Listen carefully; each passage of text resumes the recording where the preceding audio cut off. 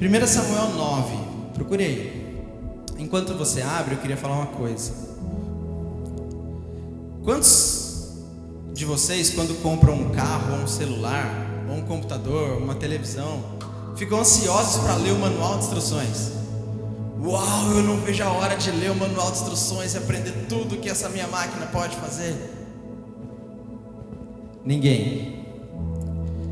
Quantos de vocês gostam? Pensa aí na época de escola, quando a gente recebia cartinha. Quantos ficavam, sabe, com o coração, a barriga, ai cara, escreveram uma cartinha para mim. Alguém gostava disso? Ninguém também. Sabe, a gente vê a Bíblia muitas vezes como um manual de instruções.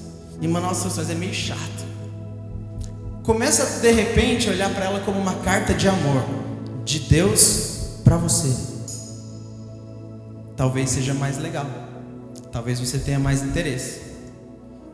Ela é uma carta de amor, cara, que o Senhor escreveu para nós, para contar todo o plano, para apontar Jesus, o nosso Senhor, o nosso Salvador, o nosso amado.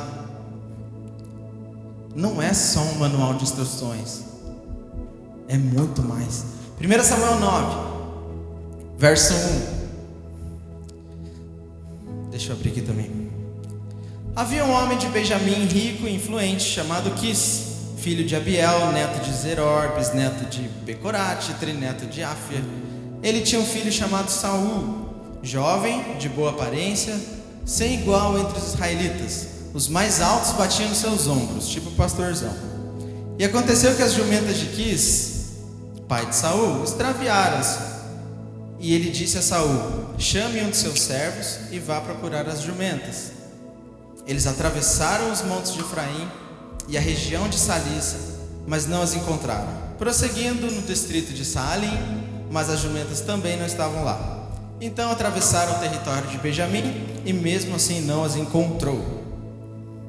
Então a primeira coisa que eu queria falar para vocês sobre Saul: ele era um cara obediente ao pai dele.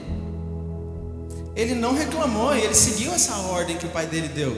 Ele não ficou, meu pai é rico e influente, compra outra jumenta, manda só os servos.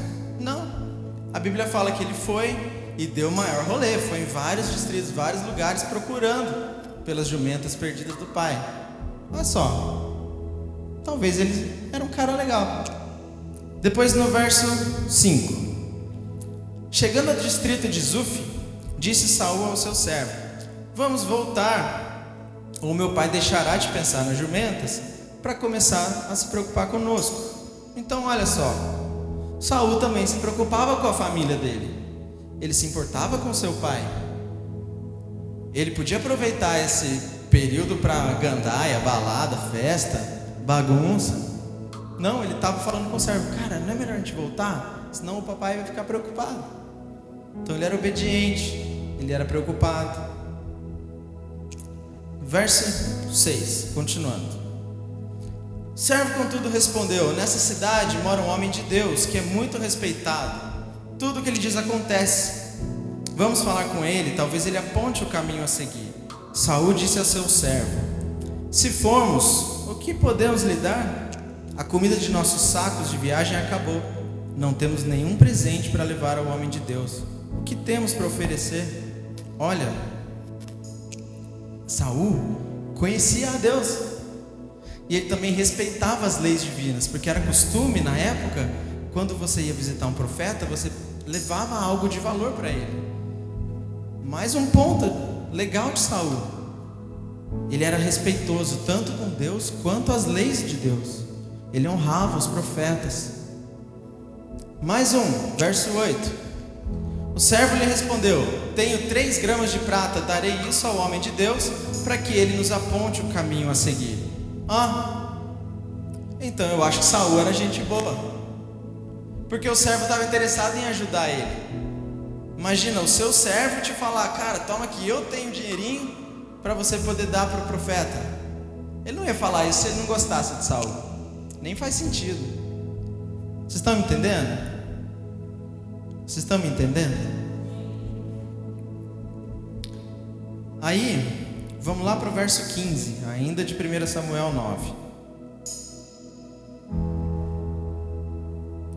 No dia anterior à chegada de Saul, o Senhor havia revelado isso a Samuel. Olha o que o Senhor disse para Samuel: amanhã, por volta dessa hora, enviarei a você um homem da terra de Benjamim.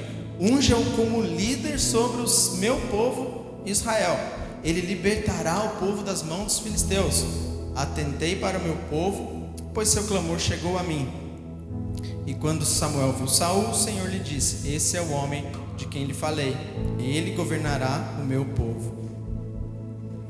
Caramba, olha que propósito maravilhoso que Deus preparou para Saul. O plano de Deus para Saul fosse que ele seria o rei, ele iria libertar Israel das mãos dos filisteus. Cara, ele foi escolhido por Deus. Verso 18. Saul aproximou-se de Samuel na entrada da cidade e lhe perguntou: por favor, pode me dizer onde é a casa do vidente? Respondeu Samuel no 19. Respondeu Samuel: eu sou o vidente. Na época, vidente era o profeta. Eu sou o vidente, vá na minha frente para o altar, pois hoje você comerá comigo. E aí ele já mandou na lata: amanhã cedo eu lhe contarei tudo o que você quer saber e eu deixarei ir. Quantas jumentas que você perdeu há 3 dias, não se preocupe com elas, já foram encontradas.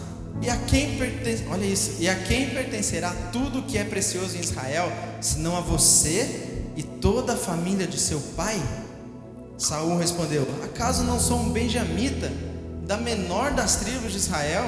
E não é o meu clã o mais insignificante de todos os clãs da tribo de Benjamim? Por que está me dizendo isso tudo? Mais um ponto, mais uma característica de Saul: ele era humilde, ele não era arrogante. Tem certeza? Eu sou da menor tribo, com o menor clã, isso tudo é para mim? Ele não foi arrogante nesse momento, como Naamã, que falou: onde já se viu, vou ter que mergulhar. Não, cara. Uau. E vamos lá, agora no 10, verso 1.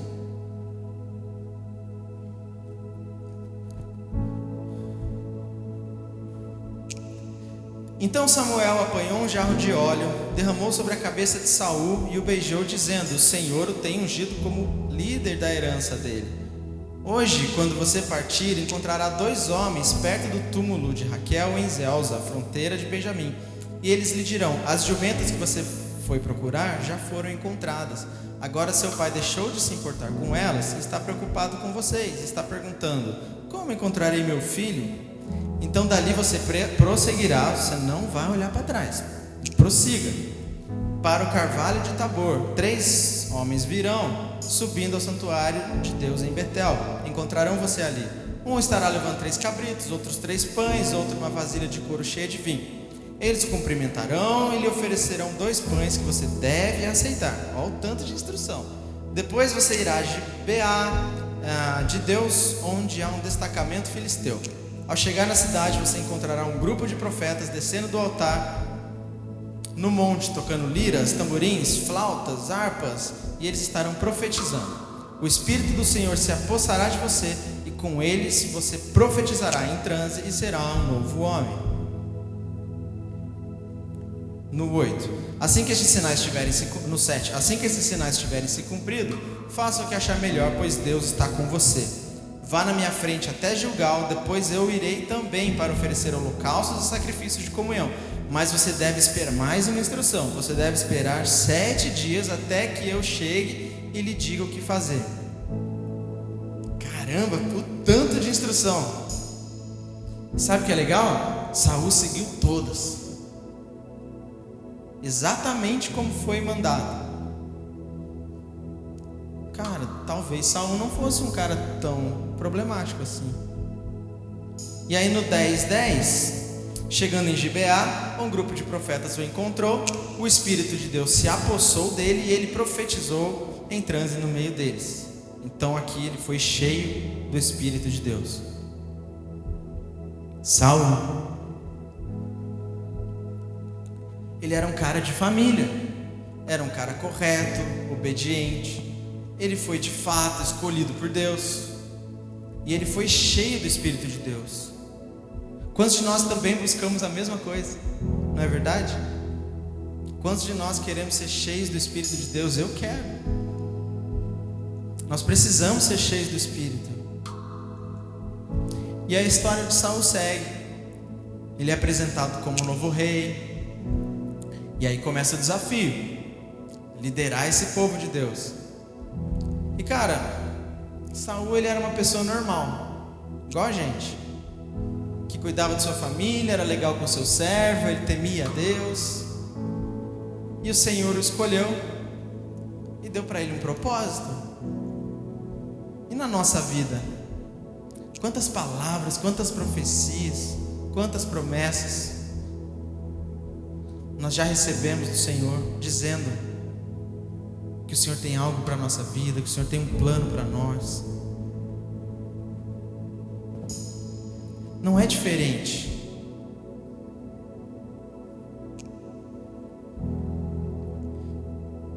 E a verdade é que por um bom tempo deu tudo certo. Saul reinou, seguia as instruções de Deus, prosperou, venceu batalhas. Ele reinou por 40 anos. Diz Atos que por 40 anos ele reinou. Então por muitos desses anos, com certeza, ele estava debaixo da obediência de Deus, debaixo do propósito que Deus tinha na vida dele. Sabe, não foi uma semana, não foram 40 dias, foram anos seguindo aquilo que o Senhor tinha para ele. Vai fazer sentido, calma. Chegou um momento que ele começou a ficar orgulhoso, ganancioso, prepotente, começou a se achar. Sabe o que ele pensou? Que ele já sabia como fazer, que ele tinha a fórmula. Sabe a fórmula mágica das palavras certas que vão tocar a pessoa, da música certa que vai fazer a igreja chorar? Cara, quantas vezes a gente se acostuma com formulinhas? Que perigo! Em vez da gente perguntar para o Senhor: Senhor, o que o Senhor tem para hoje? Muitas vezes, não em GV, em Pinda, nós seguimos formulazinhas. E aí 1 Samuel 13, verso 5. Vamos lá, do 5 até o 13. Presta atenção, vamos ler um trechão.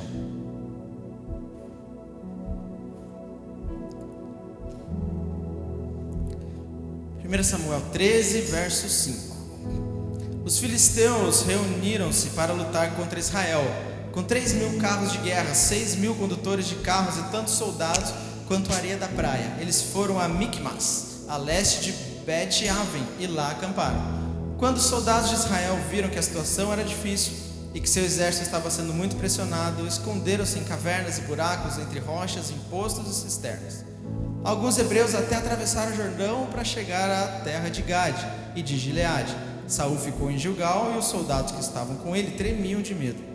Ele esperou 7 dias, o prazo estabelecido por Samuel, mas este não chegou a Gilgal, e os soldados de Saul começaram a se dispersar. Então ele ordenou: tragam-me o holocausto e os sacrifícios de comunhão. Saul então ofereceu o holocausto. E quando ele terminou de oferecê-lo, Samuel chegou. E Saul foi saudá-lo. E perguntou-lhe Samuel: o que você fez? Saul respondeu: quando eu vi que os soldados estavam se dispersando e que você não estava chegando, e que os filisteus estavam reunidos em Micmas, eu pensei: agora os filisteus vão me atacar em Gilgal. E eu não busquei o Senhor, por isso me senti obrigado a oferecer o holocausto. Disse Samuel: você agiu como um tolo, desobedecendo ao mandamento que o Senhor, seu Deus, lhe deu. Olha isso, cara. Se você tivesse obedecido, ele teria estabelecido para sempre o seu reinado em Israel. Cara, lá atrás, Samuel deu um monte de instrução. Você vai até tal lugar, vai conhecer tal pessoa, daí você passa, daí você vai conhecer outro, daí você aceita, aí você anda, vai ter os profetas, você vai profetizar, daí você vai me esperar. Cara, dessa vez era só isso, me espera.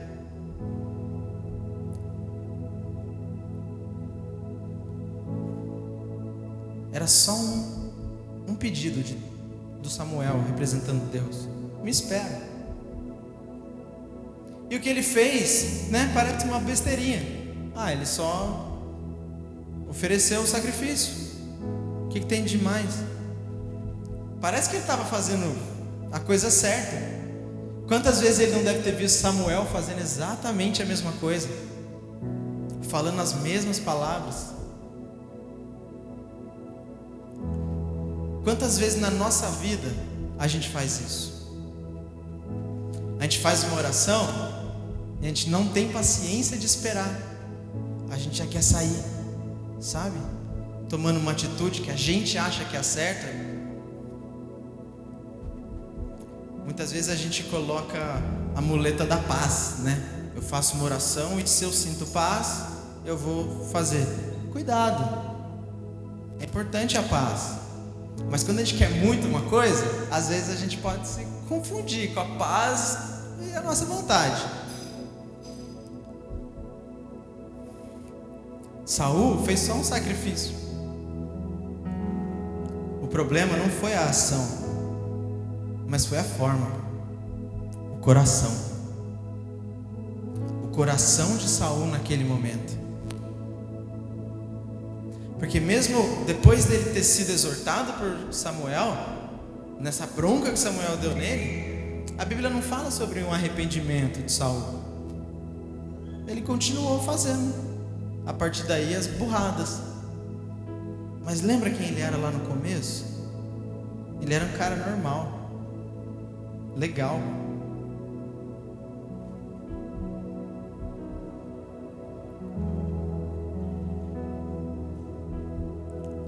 Às vezes a gente para olhar e ver quantas coisas que Deus já fez na minha vida lá atrás, mas parece que foi lá atrás só. E fazem anos que eu não vivo uma experiência nova com Deus.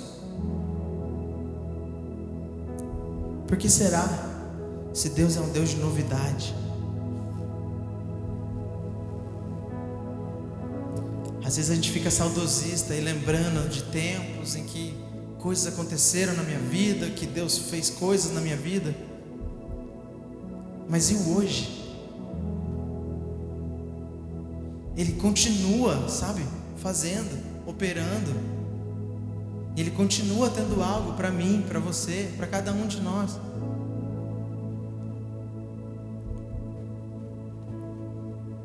A boa notícia: quantos estão vivos aqui? Amém. Dá tempo de mudar. Dá tempo de virar a chavinha. O Senhor está sempre de braços abertos. Vamos continuar a história de Saul? Então, ele começou a ser arrogante, se achar poderoso. 15, verso 3. 1 Samuel 15, verso 3.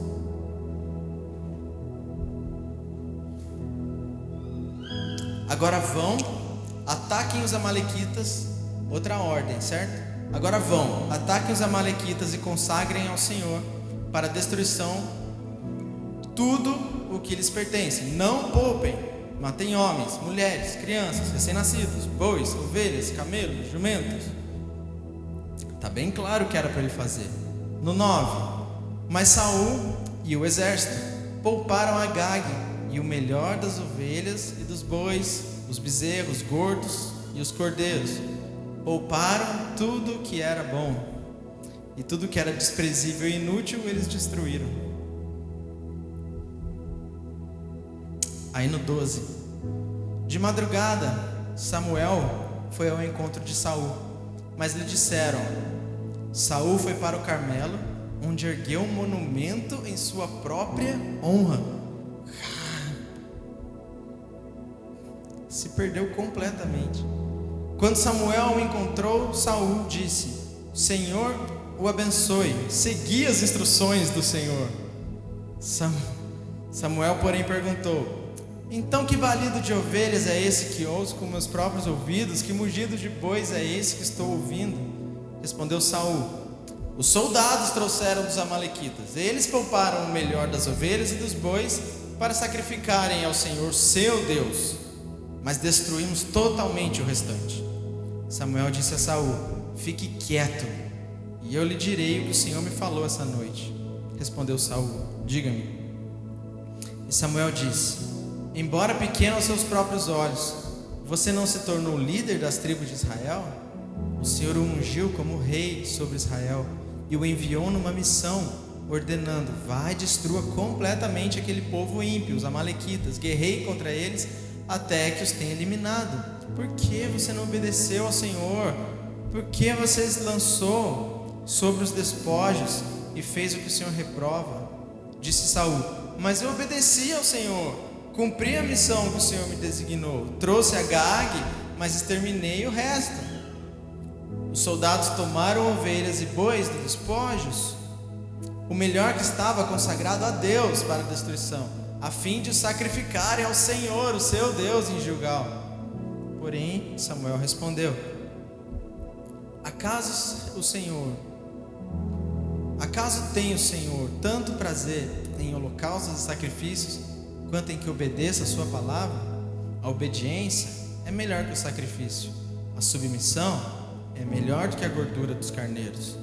Pois a rebeldia é como o pecado da feitiçaria, e a arrogância como o mal da idolatria. Assim como você rejeitou a palavra do Senhor, ele o rejeitou como rei.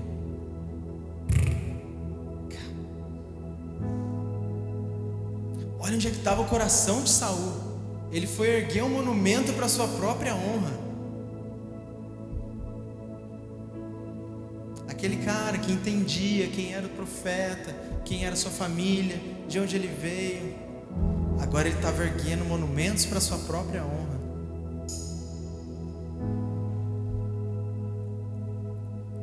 E aí ele fala: pequei, disse Saul. E cara, olha como é que ele fala no verso 30. Saul repetiu: pequei, agora honra-me perante as autoridades do meu povo e perante Israel. Volte comigo para que eu possa adorar o Senhor, seu Deus. Ele não estava nem aí mais para Deus. A preocupação dele era o poder, a honra, aquilo que ele tinha conquistado. E aí ele ficou cheio de remorso, implorando perdão, rasgou sua roupa. Mas por causa disso,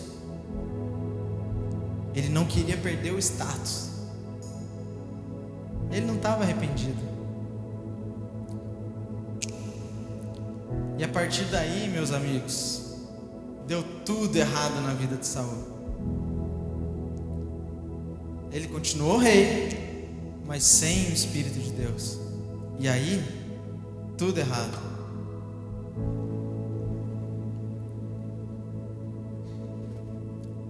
Tão errado que ele precisava de Davi para adorar o Senhor, para que ele pudesse se acalmar. Quantos será que fazem isso hoje, né? Cara, eu preciso ir na igreja porque eu não estou conseguindo mais.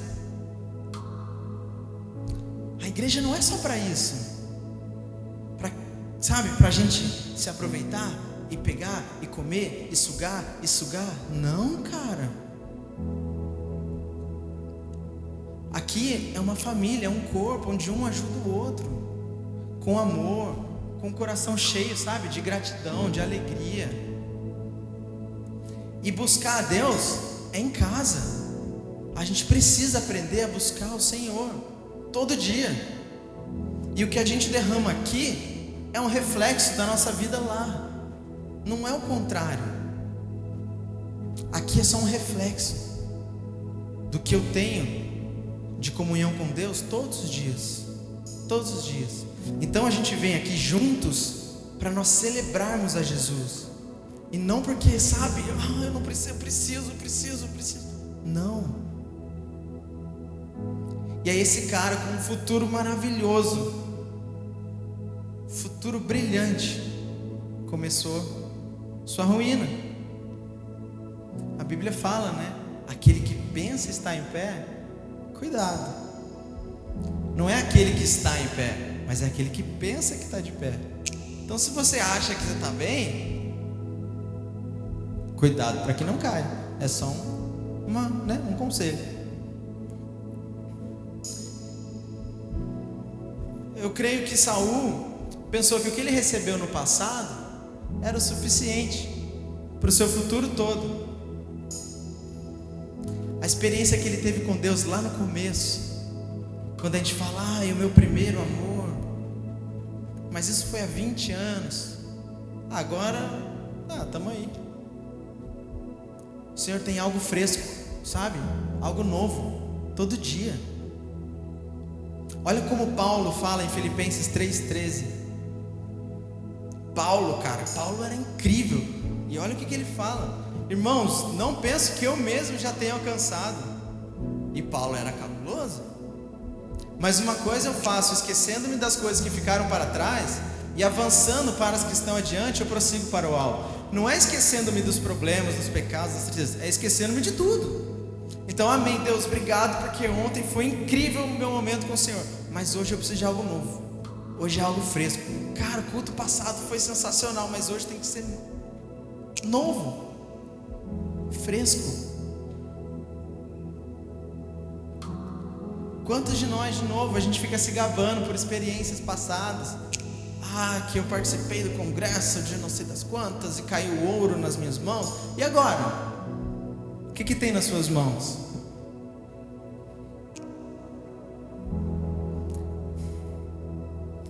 Se a gente está parado, tem alguma coisa errada.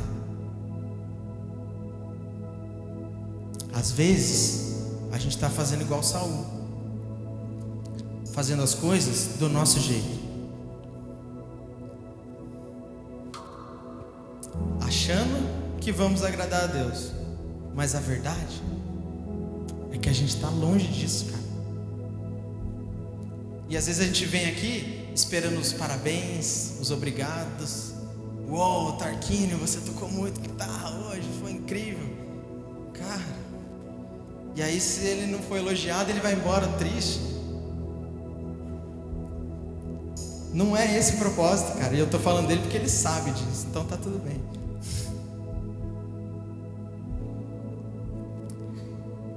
E aí, seguindo a história, nos próximos 15 capítulos, se vocês lerem, é a ruína de Saul. Tudo dando errado. E a ascensão de Davi. E olha o final da história de Saul. 1 Samuel 31. O final da história de Saul.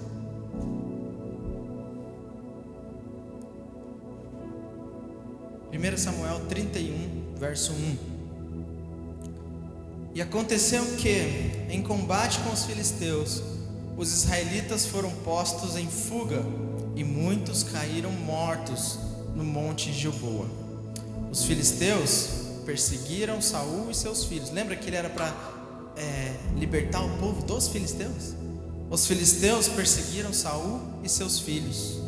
Mataram Jonatas, Abinadab, Malquísua, filhos de Saul. O combate foi se tornando cada vez mais violento em torno de Saul, até que os flecheiros o alcançaram e o feriram gravemente. Então Saul ordenou a seu escudeiro: tire sua espada e mate-me com ela, senão sofrerei a vergonha de cair nas mãos desses incircuncisos. Mas seu escudeiro estava apavorado e não quis fazê-lo. Saul então pegou a própria espada e jogou-se sobre ela. Quando o escudeiro viu que Saul estava morto, também jogou sobre sua espada e morreu. De maneira que Saul, seus 3 filhos, seu escudeiro e todos os seus soldados morreram juntos naquele dia.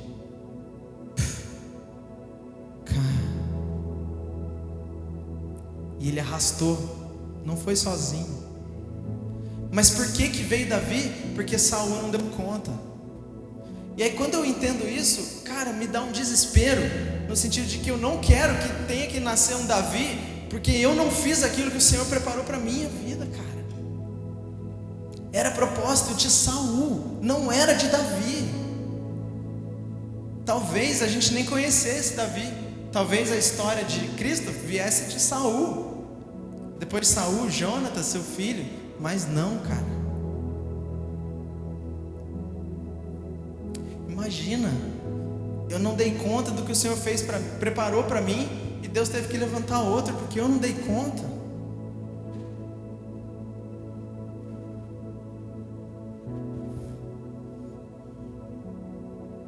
E um Davi ainda.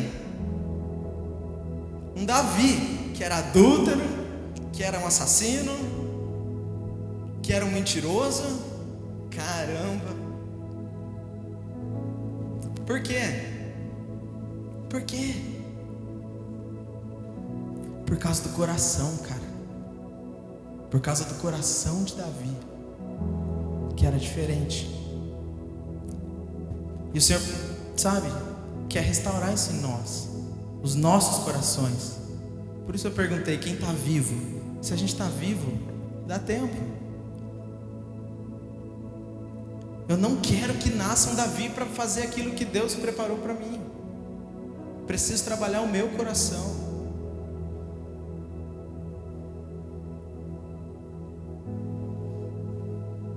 Sabe qual a diferença de Davi? Depois que Davi fez o que ele fez, o adultério, o assassinato e tal, ele escreveu o Salmo 51. E Salmo 51, no verso 2, ele fala assim: lava-me de toda a minha culpa e purifica-me do meu pecado, pois eu mesmo reconheço as minhas transgressões, e o meu pecado sempre me persegue. Aí no 11 ele fala assim: não me expulses de sua presença, nem tires de mim o teu Santo Espírito.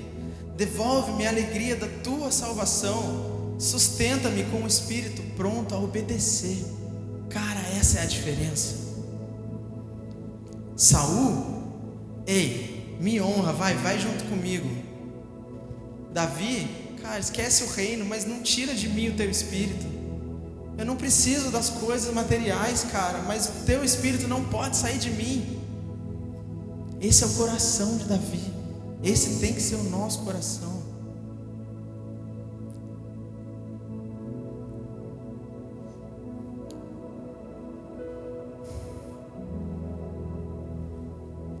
O Senhor pode tirar tudo de mim, mas não afasta o teu Santo Espírito.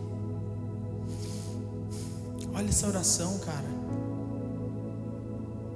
Abraão também entendeu isso, né? Quando Deus pediu Isaac, ele foi e fez.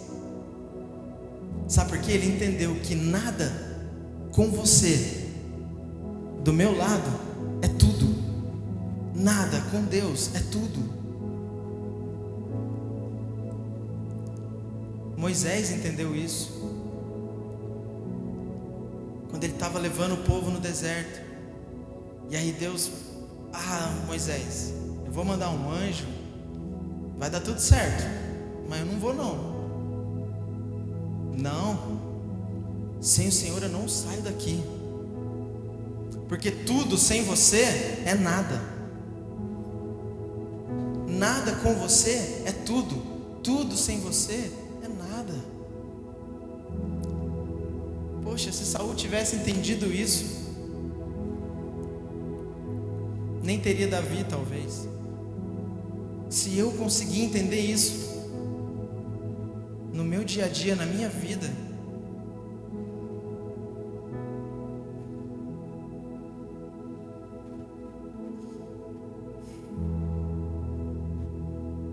cara,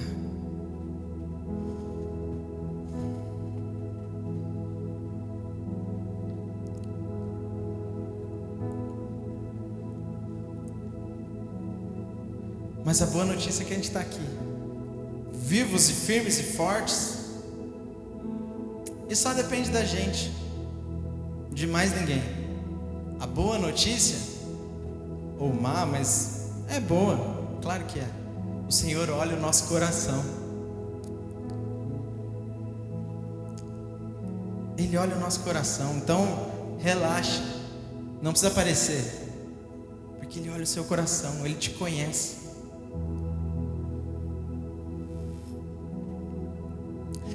A gente recebeu um pessoal há uns dias atrás na nossa igreja. Eram uns gringos e eles se movem bastante no ministério profético. E eu estava andando junto com um deles, foi no final do culto. E aí ele me chamou e falou: eu tenho uma palavra para tal pessoa. E é uma pessoa, cara, que aos nossos olhos não é nada assim, ninguém importante, sabe? E aí ele chegou até aquela pessoa e aí ele pediu ajuda para poder traduzir. Mas ele falou assim: cara, se tivesse que ter mais um capítulo na Bíblia, seria sobre humildade e contaria a sua história. Cara, olha a palavra que esse irmão recebeu. Meu Deus. E sabe, muitas vezes a gente nem percebe ele. Então, glória a Deus que o Senhor olha os nossos corações. Ele tem algo incrível para cada um de nós, cara. Não deixe que Davi tome seu lugar. Não deixe.